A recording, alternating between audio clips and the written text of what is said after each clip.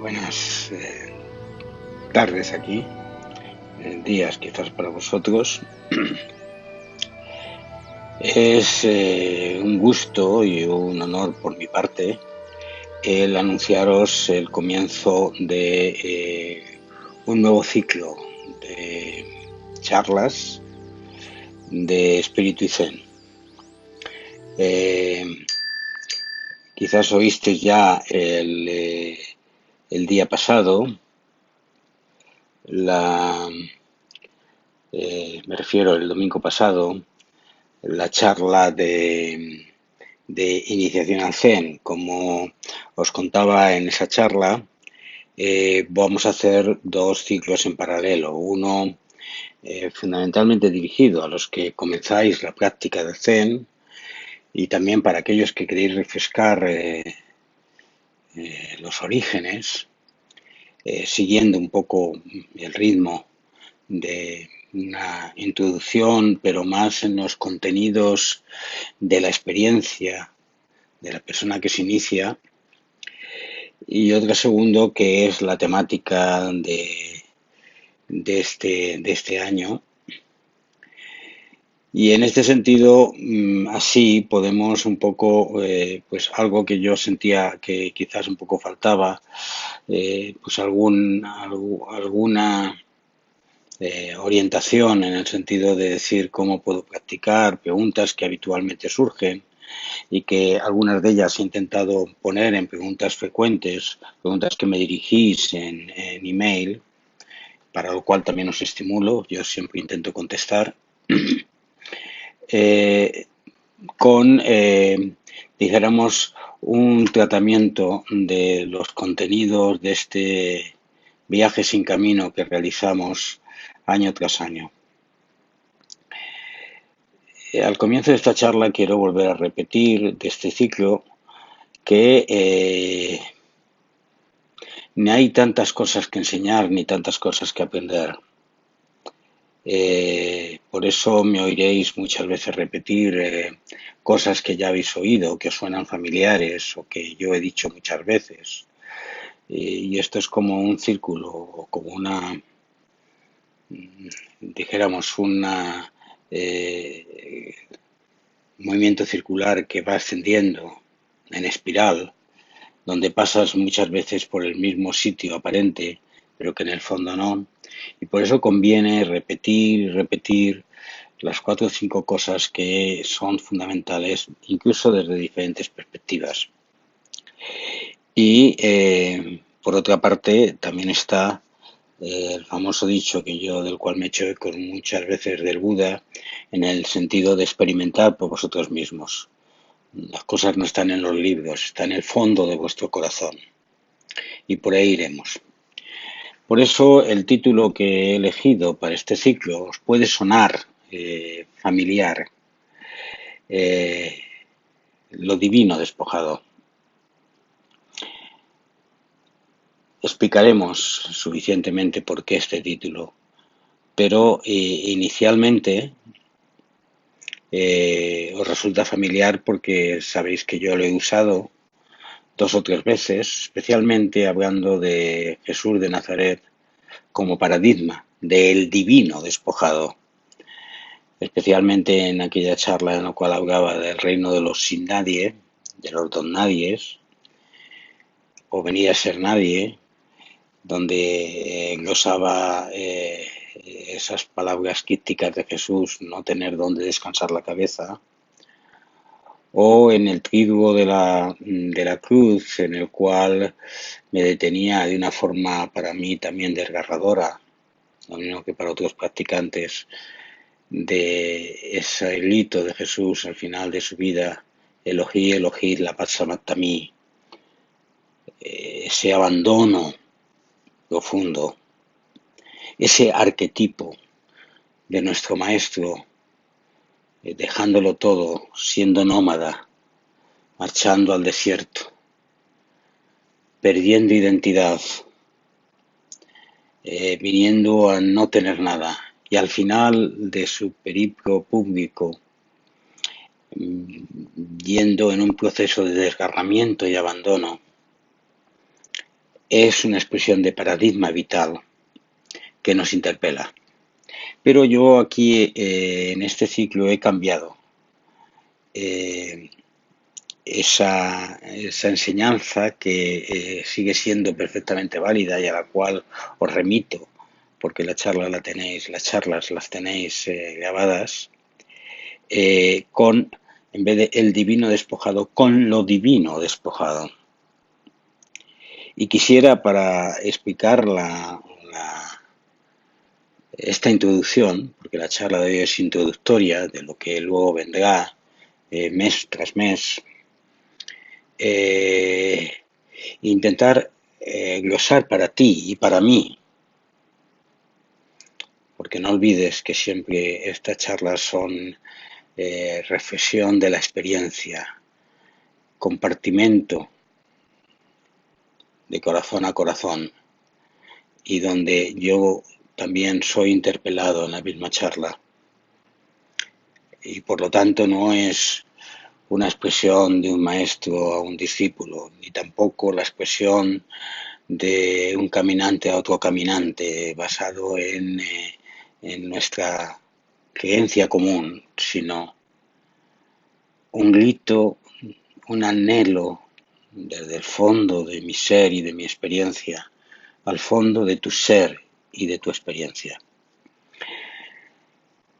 Pues bien,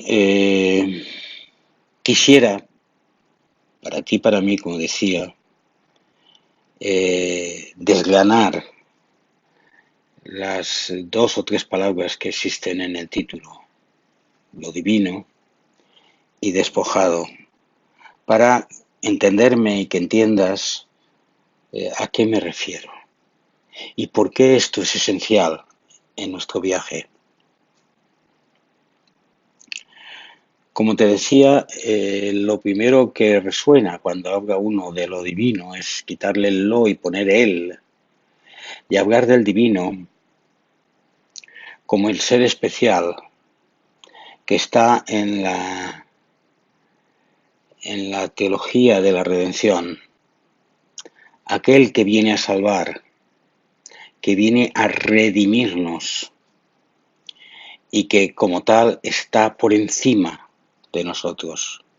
Esa mitología de criaturas incapaces de salvarse, que necesitan la presencia del Hijo especial para redimir y que da ejemplo de vida, pero cuyo ejemplo no podemos ni siquiera tocar con los dedos.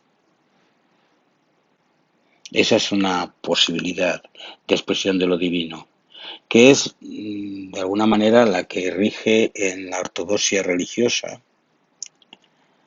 de la figura especial a la cual nos acogemos y desde la cual intentamos imitar, pero en un proceso donde la fragilidad de nuestra condición de criaturas nos impide avanzar completamente el camino y necesitamos atravesar la muerte, o como en otras tradiciones se dice, atravesar diversas innumerables vidas para llegar a la expresión máxima de ese proceso de unión mística. O sea, ese planteamiento es un planteamiento dualista que ya hemos hablado muchas veces y que expresa claramente una dicotomía, diferencia entre lo divino y lo humano, o entre lo celestial y lo terreno, en el cual la religión, esto es el religare, nos resulta esencial para volver a encontrar el camino. ¿Por qué digo yo lo divino? Porque existe otra forma de ver. Divino como algo no separado, donde se parte de que no existe realidad fuera, no existe realidad otra, y donde toda la realidad se encuentra aquí, al alcance de la mano. Y en ese sentido, lo divino, como expresión de lo esencial, de lo real, es la verdadera cualidad de lo que existe. Y en ese sentido no es el ser humano, no es el ser celestial, sino todo lo que existe es divino de naturaleza. Insisto que el término divino es un término que heredamos de nuestra tradición cristiana, que no existe en la terminología budista, pero en donde sí existe el planteamiento dualista. Por lo tanto, tenemos que hacer la comparación de una cosa con la otra. Fijaos lo importante que esto es divino como la expresión natural de la realidad. Somos divinos de esencia. Todo lo que existe tiene la misma naturaleza que ese al cual llamamos ser superior, que como tal no existe sin la realidad. Ahí recuerdo muchas veces esa frase que yo le oí a Billy Jagger cuando alguien le interpelaba diciendo: hay gente que dice que es usted ateo, y él respondía, en vez de hacer una respuesta irónica, diciendo que si ser ateo consiste en no reconocer la presencia otra de un ser superior alejado de mí, externo, y que ha de las dinámicas de necesidad de metas y de objetivos que se plantean los humanos, pues si hablamos de ese Dios externo, alejado de la realidad y por encima de la realidad, pues sí, puedes llamarme ateo porque yo en eso no creo, no comparto, no es mi experiencia.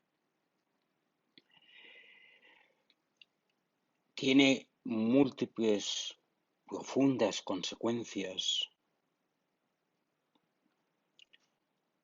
el aceptar lo divino como algo no separado, como verdadera cualidad de lo que existe.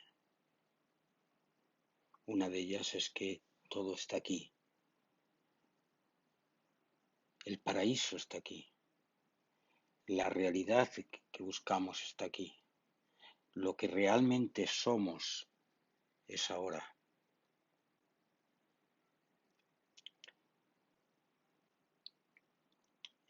Pero también entender lo divino como la dinámica en la cual la realidad sufre un proceso de transformación.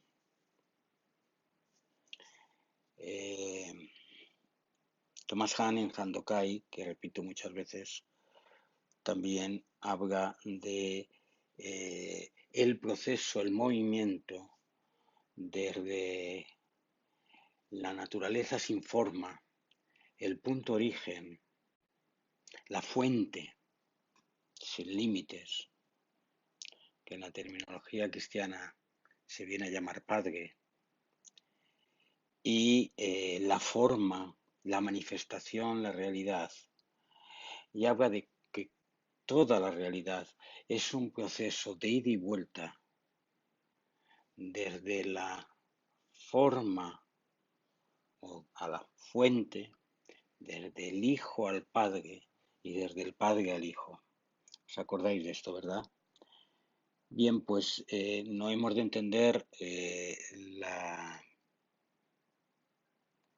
el proceso de la existencia, de la realidad, de lo divino, como un compartimento estanco, como una realidad ya hecha, como una naturaleza esencial, firme y no cambiable, que es como en cierta forma A veces se ha interpretado desde la propia forma de traducir, desde el sánscrito al chino y desde el chino al inglés, que es desde la joya que está en el fondo de la roca, desde el corazón que está en el fondo de la existencia y no de toda la existencia. Bien, pues otra forma de percibirlo es que lo que existe, la realidad, la naturaleza esencial, que el propio nombre indica la contradicción paradójica, lo divino, es un proceso continuamente haciéndose. Es un movimiento continuo desde lo que tiene manifestación a lo que no se manifiesta y que es origen, en un camino de ida y vuelta, de tal forma que toda expresión, todo ser, y tú y yo somos también un ser, es la dinámica, el movimiento de la forma a la fuente, de la manifestación a la fuente y de la fuente a la manifestación. Esto parece abstracto, pero quiero que lo veas desde tu propia experiencia. Toda tu vida, toda mi vida, todos estos idos y venidas, estos días que se suceden, estos momentos en los cuales en cierto momento danzo y me manifiesto, me expreso, escribo, desarrollo, sirvo, ayudo, canto, hablo y luego me quedo quieto y luego me hago viejo y luego me desaparezco y luego mi cuerpo ya no está. Es un movimiento de un proceso de venir de casa y volver a casa. A veces desde el corazón, no desde la cabeza. Me expreso hacia mi madre que murió hace un año y pico, ya 2 años creo. ¿Dónde está tu cuerpo, madre? ¿Dónde está esa sonrisa que yo veía? O ese pequeño relámpago que a veces aparecía como una pequeña chispita en tus ojos a tus 90 y tantos años. Allí, en esa aridida tierra de Burgos, quedan solamente unos huesos, que no eres tú. ¿Dónde has ido, madre? ¿Cuál ha sido tu movimiento? ¿Cuál tu manifestación? ¿Cuál es el mío, dime? ¿Cuál es mi vuelta y mi ida? ¿Cuál es este momento en el que de una forma continua, día tras día, me levanto de la cama, me ducho, desayuno, me muevo, actúo, genero mis proyectos y mis metas y mis objetivos? Es un movimiento continuo. ¿De quién? ¿De ese que llamo yo? ¿De una realidad que tiene un destino? ¿De un proceso en el cual he identificado a través de eso que hemos venido a llamar la evolución de la conciencia, un ser consciente de mí mismo, sujeto individual con una historia, único y responsable, expresado con un nombre, que todo el que le conoce le atribuye las cualidades y los defectos, del cual hay expectativas, hay defensas, hay atributos y hay control? ¿O soy simplemente una manifestación de una realidad total en movimiento que ha de difuminarse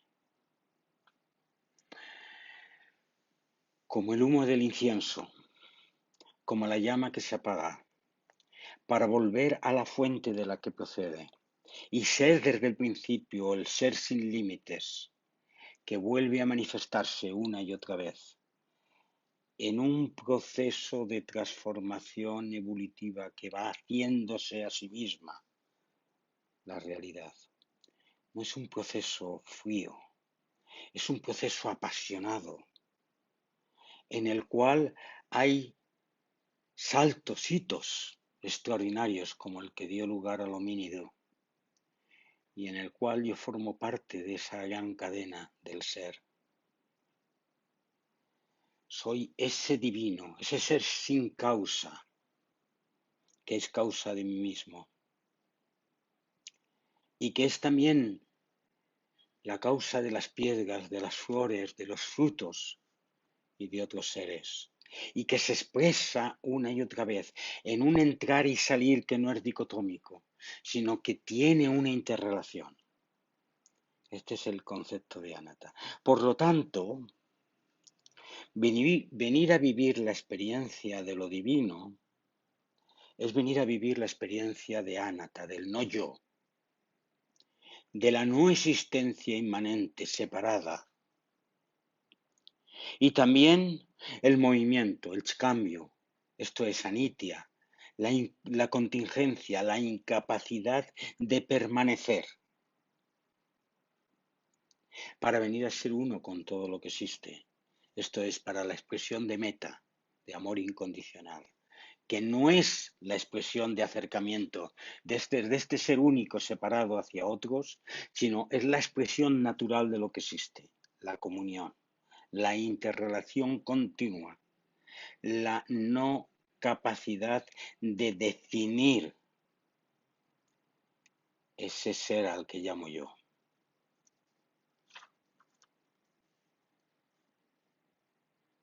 Bien, pues en estas nuestras charlas entraremos más a fondo a través de las diferentes tradiciones y de los grandes maestros que nos han precedido y maestras en la caracterización experiencial de esta manifestación de lo divino en mi vida y en tu vida.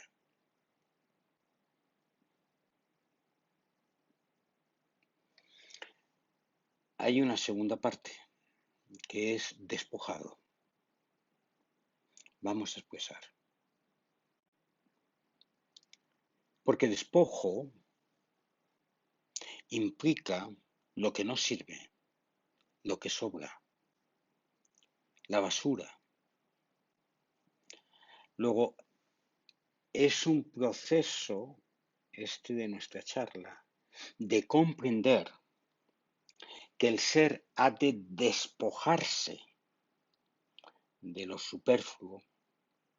No es quitar parte de la realidad, sino es quitar asunciones e interpretaciones de lo real para poder hacer que esta manifestación se exprese con pureza. Esto es lo que hizo el maestro de Nazaret a lo largo de su vida, prescindiendo de lo frívolo, prescindiendo de las conveniencias, prescindiendo de los deseos, no atándose en las necesidades, para acabar siendo un guiñapo, un cuerpo desnudo, totalmente zaherido, en el viento de la tarde, en abandono espiritual. Y si esa expresión se manifiesta, no solamente habré de recuperar la conciencia de que no soy un ser separado, sino habré de recorrer el camino de experiencia que me permita ir soltando todo aquello a lo que me agarro. Y esto más que una expresión de una teoría preciosa, olvídate de que estamos aquí tú y yo para recuperar ninguna ideología, ninguna estructura religiosa, ninguna forma de ver esencial que nos descubra de nuevo el Mediterráneo, no. Es un proceso muy íntimo, muy de experiencia, muy del fondo de uno mismo, para interpelar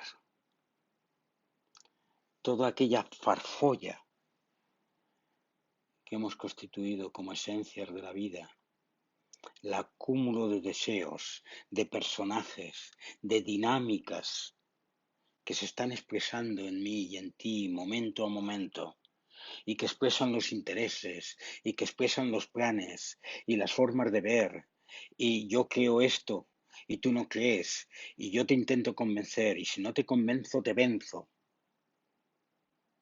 Bueno, el proceso de despojamiento es un proceso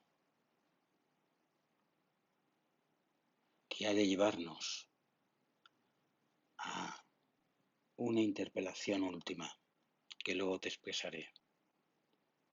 Pero si he de caminar en este proceso, habré de seguir varios pasos. Mirarme de frente para saber ver. Ese mirar de frente no es mirar para ver las circunstancias, no es de descripción, es atravesar la realidad para mirar al fondo mis miedos, mis angustias, mi control, mis diferencias, mis personajes, mis atributos, mis nombres, mis posesiones, mis seres. ¿Es malo tener nombre? ¿Es malo tener gente a la que querer? ¿Es malo disfrutar de las cosas? No. Es el atrapamiento completo de la existencia en esos quereres, en esos deseos y necesidades. Por lo tanto, si hablamos de experiencia, el camino de lo divino despojado es un camino de un proceso de limpieza, de depuración y de vaciamiento,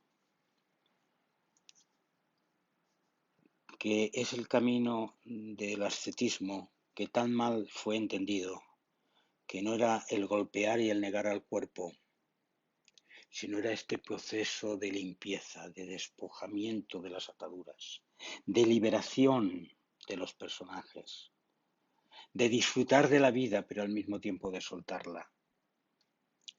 Y este proceso es un proceso en el cual estamos enmarcados. Siempre que creemos que hemos ya limpiado, luego queda algo. Y las ataduras se vuelven más sutiles. Es como si quitáramos las ataduras de soga y aparecen las ataduras de plástico, y luego las ataduras de cristal, y luego las ataduras de metal, y luego las ataduras que no se ven, las de luz, incluso las ataduras espirituales, la de estatus. Hay la enfermedad del zen, hay la enfermedad del vacío, como llamaba Nagarjuna, que se convierte en otra forma de intentar establecer, atar, estar estanco. Porque venir a ser el divino despojado es venir a no tener lugar donde depositar la cabeza, venir a ser nómada de uno mismo, venir a no poder responder a la pregunta de quién soy, venir a no ser un alguien. Y este es un proceso que es un trayecto de vida. Tiene sentido solamente haber de seguirle si hay un anhelo profundo en tu corazón por esa limpieza. Porque si no, quédate en esto de la meditación, simplemente en tranquilizar la mente. Quédate en esto de la meditación simplemente en momentos de paréntesis que haces entre tu yo y tu yo. Te será insuficiente, pero a lo mejor durante un tiempo te puedes engañar.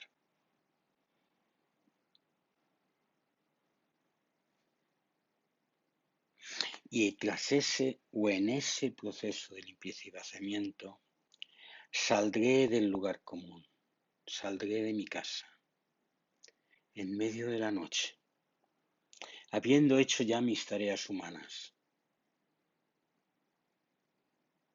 e iré por caminos no transitados, entraré en la oscuridad, entraré en la noche del no saber, y avanzaré allí a tientas, palpando y experimentando la presencia. Eso que el poeta llama la música callada, la soledad sonora. Te cuento esto y por favor escúchame, no como una lección de un libro que es la gran teoría del siglo XXI que ha descubierto algo nuevo y al cual nos debemos apuntar todos. No, te cuento este como un grito desde el fondo de mi corazón, que viene desde el fondo del alma de los místicos, que viene desde el fondo del corazón de Jesús de Nazaret, que viene desde el fondo de los maestros de Oriente y que está expresando, experimenta la realidad. No tengo fórmulas para ti, solamente marco hitos en el camino. Hazme el favor de no quedarte atado a enseñanzas. Sé que es difícil, sé que esto puede poner en tela de juicio esos procesos en los cuales la gente te reconoce como la maestra o el maestro de tu religión o de tu experiencia espiritual, en el cual formulas expresiones sencillas para que la gente tenga una guía o un faro. Y que si das el salto de expresar esto que te estoy diciendo, puedes meterte tú en confusión y meter a otros. Yo únicamente estoy atreviéndome a decirte, no es eso. Es el momento de salir de casa. Y salir de casa implica poner en tela de juicio todas tus telas, todos tus personajes.